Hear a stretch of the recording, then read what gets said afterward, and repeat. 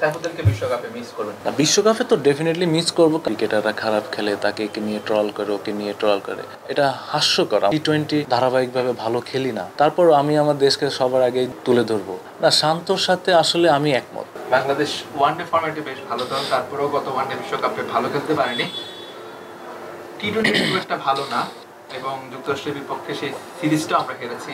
তারপর আপনি আসলে বাংলাদেশকে বিশ্বকাপে কোথায় দেখতে চান? আপনার আশা কেমন ভালো করে? আসলে আপনার ইউএস এর সাথে আমরা যে ম্যাচ হেরেছি, আসলে একটু তো খারাপ লাগবেই। হয়তো একটা ম্যাচ হলে, একটা ম্যাচ হারলে হয়তো বা আমরা একটু অন্যভাবে দেখতাম, বাট আমরা দুইটা ম্যাচ হেরে গিয়েছি, অবশ্যই একটু দুঃখজনক। বাট এটার সাথে আমার কাছে পার্সোনালি আমার কাছে মনে হয় না যে এটা বিশ্বকাপের বড় ইভেন্টে এটা তেমন একটা ইফেক্ট করবে। হয়তো বা লাস্ট ম্যাচটা আমরা আবার খুব ডমিনেট করে জিতেছি। আসলে কনফিডেন্স আসতে বেশিক্ষণ লাগে না। একটা স্পেল, একটা ভালো ব্যাটিংয়ে একটা ভালো শট করলে কনফিডেন্স চলে আসে। তো ইভেন আমার কাছে মনে হয় আমাদের লাস্ট ম্যাচটা যেভাবে জিতেছে, এটা আমার কাছে মনে হয় টিমের জন্য ভালো বুস্ট আপ হবে, এবং কনফিডেন্স আমার কাছে মনে হয় টিমকে আর উৎসাহিত করবে। আর এইটাই আর কি। বাংলাদেশ আসলে কতটুকু যেতে পারবে, আপনার কি ধারণা, আপনার কি আশা? আর আমি তো আশা করতেই পারি বাংলাদেশ সেকেন্ড রাউন্ডে যাবে, এবং আপনার ভালোভাবে আপনার ম্যাচ জিততে, এবং ভালো একটা জায়গায় বাংলাদেশ সেমিফাইনাল খেলবে। এটা তো আমি ডেফিনেটলি আশা করতেই পারি। তো পার্সোনালি আমি যেটা ফিল করি যে এবার বিশ্বকাপে আমাদের ভালো করতে হলে আমাদের বোলিং সাইডটা নিয়ে আমি খুবই হোপফুল, প্লাস হচ্ছে আমি খুব কনফিডেন্ট। আর আমার কাছে মনে হয় পার্সোনালি আমরা যদি ব্যাটিংটা যদি ভালো করতে পারি, আমার কাছে মনে হয় বিশ্বকাপটা ভালো হবে। বিশ্বকাপে বাংলাদেশ দলকে আপনি সেমিফাইনালে দেখছেন বা আপনি আশা করছেন, আপনাকে যদি বলা হয় যে কোন চারটা দল সেমিফাইনাল খেলবে বাংলাদেশকে রেখে বা বাংলাদেশকে বাদ দিয়ে, আপনি কাদেরকে প্রেডিকশন না, আমি তো ডেফিনেটলি আমি দেশে অনেকদিন সার্ভিস, আমি তো অবশ্যই বাংলাদেশের কথা বলবোই, স্বাভাবিক না। তারপর আমাদের হয়তো বা টি-20 আমরা তেমন একটা ধারাবাহিকভাবে ভালো খেলি না, তারপর আমি আমার দেশকে সবার আগেই তুলে ধরবো। দেন তারপরে আপনার ইন্ডিয়া আছে, অস্ট্রেলিয়া আছে, আপনার হচ্ছে সাউথ আফ্রিকা আছে, এরা তো স্বাভাবিক, ইংল্যান্ড আছে, এরা ফেভারিট থাকবেই, স্বাভাবিক না। বাংলাদেশ বাদে আর তিনটা দল লিস্ট করে, যে তিনটা দল সেমিফাইনাল আপনি দেখতেছেন বা দেখবেন যেতে পারে? বাংলাদেশ বাদে আর তিনটা দল আপনার ইন্ডিয়া, অস্ট্রেলিয়া, আর সাউথ আফ্রিকা আই থিঙ্ক। বলছিলেন যে পেসার মানে বোলিং ইউনিটটি আপনি খুব হোপফুল, এবং বাংলাদেশের চারজন পেসার আছে, তাসকিন আহমেদ, শরীফুল ইসলাম, মোস্তাফিজুর রহমান, তানজিম হাসান সাকিব। এই বিশ্বকাপে আপনি কার কাছ থেকে সেরা পারফরমেন্স দেখতে চান? বা আমি পার্সোনালি আমি চাই পুরো বোলিং ইউনিট হিসাবে আমরা একটা ভালো রেজাল্ট করবো এবার বিশ্বকাপে, এবং আমাদের যে বোলিং ইউনিটটা এবার বিশ্বকাপে গিয়েছে সবাই ক্যাপাবল, এবং সবাই সেটা প্রুভ করেছে ইন্টারন্যাশনাল ক্রিকেটে। তো আমি সবাইকে নিয়ে আসলে খুবই আশাবাদী। মুস্তাফিজ, তাসকিন খুব ভালো শেপে আছে, বাট আনফর্চুনেটলি ও হয়তো বা ছোটো একটা নিগেলসে আছে ওর। আমি এবং দোয়া করছি ও যেন খুব দ্রুত ইনশাল্লাহ সুস্থ হয়ে যায়, এবং দেশের এবার বিশ্বকাপে দেশকে খুব ভালোভাবে সার্ভিস দিতে পারে। তাছাড়া শরীফুল ভালো খেলতেছে, মুস্তাফিজও খুব ভালো বর্তমানে টাচে আছে। তারপর হচ্ছে আর কে আছে আপনার, তানজিম সাকিব আছে, ও খুব ভালো খেলছে। তো আসলে আমাদের বোলিং ইউনিটটা নিয়ে আমি খুবই কনফিডেন্স, টু বি অনেস্ট। দেন আমরা যদি গেম অনুযায়ী আমরা যদি খেলতে পারি, প্ল্যান অনুযায়ী আমাদের মাঠের এক্সিকিউশনটা যদি আমরা খুব প্রপারলি হ্যান্ডেল করতে পারি, এবং সুন্দর একটা এক্সিকিউশন করে আমরা যদি প্ল্যান অনুযায়ী বোলিং করতে পারি, আমার কাছে মনে হয় বাংলাদেশ বোলিং ডিপার্টমেন্ট থেকে খুব ভালো করবে। এই চারজন বোলারের কোন দিকটা আপনার ভালো লাগে? এক একজন বোলারের বোলিং স্ট্রেংথ এক এক রকম আছে, আপনার আসলে কার কোন দিকটা ভালো লাগে? আসলে আমাদের সবার ভিতরে ভ্যারিয়েশন আছে, যারা আছে চারজন যা বলার আছে সবাই ভ্যারিয়েশন করতে পারে, সবাই স্কিলফুল বলার, এবং সবাই ডেতে বোলিং করতে পারে। তো আমাদের মেইনলি টি-20তে ডেতে বোলিং করাটা খুবই প্রপারভাবে, মানে এক্সিকিউশন অনুযায়ী সাকসেস হওয়াটা খুব ইম্পর্টেন্ট। তো আমার কাছে মনে হয় যে মুস্তাফিজ তো নর্মালি ডেতে বোলিং করে, প্রথমে হয়তো একটা ওভার করে, লাস্টের দিকে ও মেইনলি বল করে আর কি। তারপর লাস্টে হয়তো শরীফুল করবে, অথবা তানজিম সাকিব আছে, হাসান মাহমুদ আই থিঙ্ক ওকে 15-এ আছে, আমি জানি না, রিজার্ভে আছে, হ্যাঁ। দেন তাসকিনও মাঝে মধ্যে ডেতে বোলিং করে। তো সবাই ক্যাপাবল, সবাই ডেতে বোলিং করার জন্য সবাই ক্যাপাবল। তো তো আমার কাছে মনে হয় খুব ভালো একটা বোলিং সাইড, ইনশাল্লাহ। আমি হোপফুল অনেক যে ইনশাল্লাহ আমাদের বোলিং ডিপার্টমেন্ট খুব ভালো করবে। ডেথ বোলিং এর কথা বলছিলেন, ডেথ বোলিং এর কথা বললে সম্প্রতি সময় সবচেয়ে বেশি আলোচনা যেটি মোহাম্মদ সাইফুদ্দিনকে বলে না রাখা, আপনি আসলে কি মনে করেন আপনার মধ্যে সাইফুদ্দিনকে রাখা উচিত ছিল কিনা, কিংবা সাইফুদ্দিনকে বিশ্বকাপে মিস করবেন কিনা? না, বিশ্বকাপে তো ডেফিনেটলি মিস করবো, কারণ সাইফুদ্দিন অনেক দিন ধরে খেলছে, এক্সপেরিয়েন্স, ও ডেতে খুব ভালো বোলিংও করে।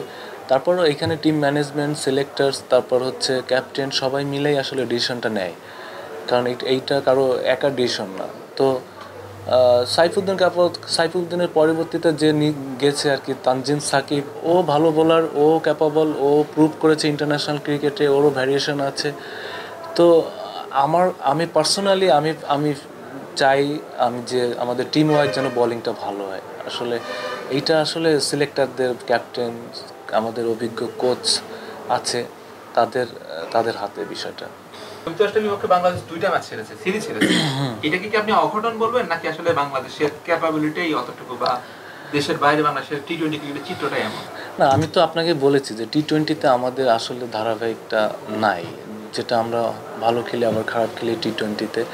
তারপরেও আপনার ইউএসএতে আসলে আমাদের তেমন কখনো আমাদের খেলাও হয় না, ওইখানকার ওয়েদার, উইকেট সম্পর্কে আমাদের প্লেয়ার তেমন একটা জানেও না। দেন আমার কাছে মনে হয় অঘটন আসলে হয়তো আমরা 2টা ম্যাচ হেরে গিয়েছি, অনেক কথা এখানে আসবে। তারপর আমি টোটালি ইউএসের সাথে আমি টোটালি এখন বিশ্বকাপের আমরা আর কিছুদিনের ভিতরে আমরা বিশ্বকাপের মূল পর্বে ঢুকে যাচ্ছি, বাট আমি এই বিষয়টা নিয়ে পার্সোনালি আর কথা বলতেও চাচ্ছি না। ঠিক আছে, যেটা হয়ে গেছে, দেন আমরা চাই বাংলাদেশ যেন ভালো খেলে, এটাই। বাংলাদেশ দলের সাবেক কোচ স্টুয়ার্ট ল তিনি 2 দিন আগে একটা কথা বলছেন, 2-3 দিন আগে, যে বাংলাদেশ এখনো ক্রিকেটে 25 বছর পেছনে রয়ে গেছে, মানে আগাইতে পারেনি। আপনি কি আসলে তার কথা শুনে একমত? আসলে এখন আমি তো বলেছি যে অনেক ধরনের অনেক কথাই, বাংলাদেশ যখন আপনার মানে একটা ম্যাচ 2টা ম্যাচ হেরে যায়, বা আমরা যখন একটু বাজেভাবে হেরে যাই, একটা ছোট টিমের সাথেও আমরা যখন হেরে যাই, তো অনেক কথাই অনেকেই বলে। ঠিক আছে, স্টুয়ার্টলা অনেক ভালো কোচ, তারপরও আমার কাছে মনে হয় যে বাংলাদেশ হয়তো বা টি-20তে আমাদের ধারাবাহিকতাটা নাই, তারপরেও আমার কাছে মনে হয় যে আসলে আমরা যদি একটু ভালো রেজাল্ট হতো তাহলে এই কথাগুলো কখনোই আসতো না। ঠিক আছে, বাট আমি এটার সাথে একমত না। ঠিক আছে, বাংলাদেশ আগের চেয়ে তো অনেক ইমপ্রুভ করেছে, হয়তো বা আমরা রিসেন্টলি আমরা একটু খারাপ খেলছি। ঠিক আছে, বাট আমরা কিন্তু আগের জায়গা থেকে আমরা কিন্তু অনেক ভালো ক্রিকেট খেলি, বিশেষ করে ওয়ানডেতে। বাট টি-20তে ডিফারেন্ট ফর্মেটে তো আপনারা সবাই জানেন, এখানে ডে ওয়াইজ খেলতে হয়, খুবই মানে শর্ট টাইম থাকে, ডিসিশন কুইক নিতে হবে, সব কিছু এইখানে হচ্ছে ম্যাটার করে আর কি, এটাই।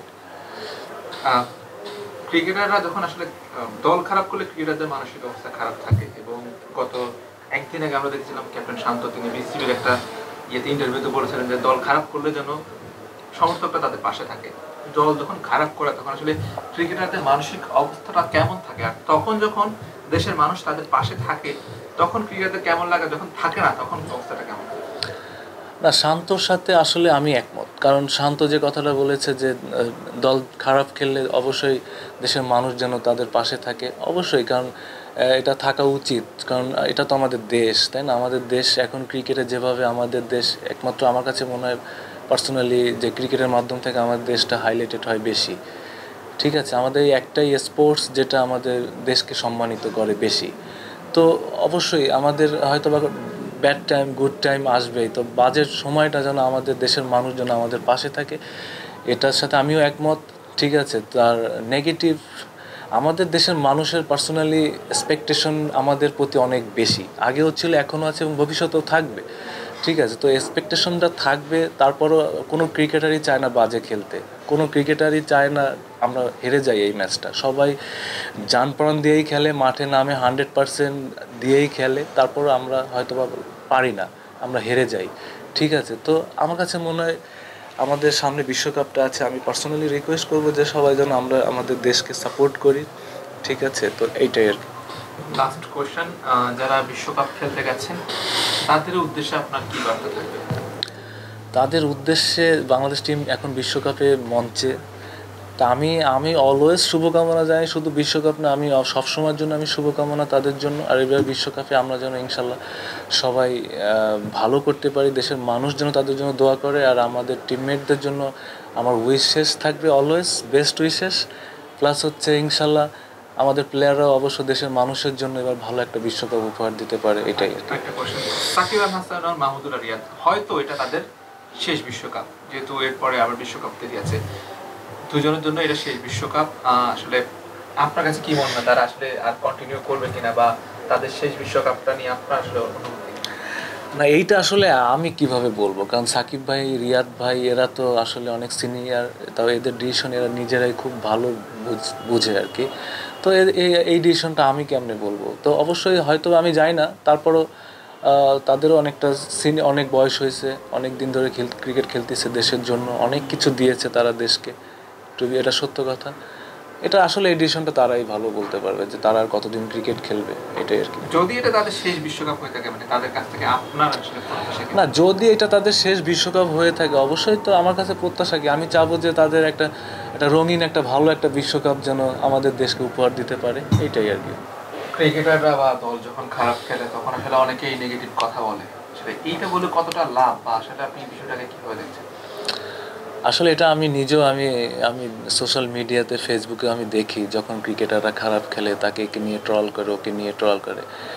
আবার কিছু অনলাইন পোর্টাল আছে যারা হচ্ছে এটাকে আবার খারাপভাবে উপস্থাপনা করে। আসলে এটা রিজনটা আসলে আমার নিজের কাছেও নাই, আমি যেহেতু প্রফেশনাল ক্রিকেটার, ঠিক আছে, বাট আমি এটা হাস্যকর আমার কাছে মনে হয়, এটা সত্য হাস্যকর। হয়তোবা আমাদের ক্রিকেটারদের প্রতি এক্সপেকটেশনটা বেশি, কিন্তু কোনো ক্রিকেটারই, আমি বলেছি, কোনো ক্রিকেটারই চায় না যে খারাপ ক্রিকেট খেলতে, কারণ সে যদি খারাপ খেলে আলটিমেটলি সে দল থেকে বাদ হয়ে যাবে। তো এই জায়গাটায় কেউই চায় না। তো আমি সবার কাছে রিকোয়েস্ট করব, এই সমস্ত ট্রল না করে ক্রিকেটারদের পাশে থাকেন, কারণ দেশ তো আমাদের সবারই। তো ফেসবুকে আপনি ট্রল করবেন, আপনি আজকে আপনার কোনো কলিগরা হাসাহাসি করবে, এটা হবে, এটা জাস্ট আপনাদের ওই নিজেদের ভিতরেই থাকবে, এটা বাইরের কেউ আর দেখতেছে না, ঠিক আছে। তারা, আমি অনলাইন সোশ্যাল অ্যাক্টিভিটিস যারা করে তাদের কাছে আমি রিকোয়েস্ট করব, আপনারা পজিটিভ দিকটাই আপনারা তুলে ধরবেন ক্রিকেটারদেরকে নিয়ে, এবং ক্রিকেটারদের পাশে থাকেন, ঠিক আছে। সবাই দেশকে রিপ্রেজেন্ট করে এবং সবাই চায় দেশটা ভালো করুক, এটাই আর কি।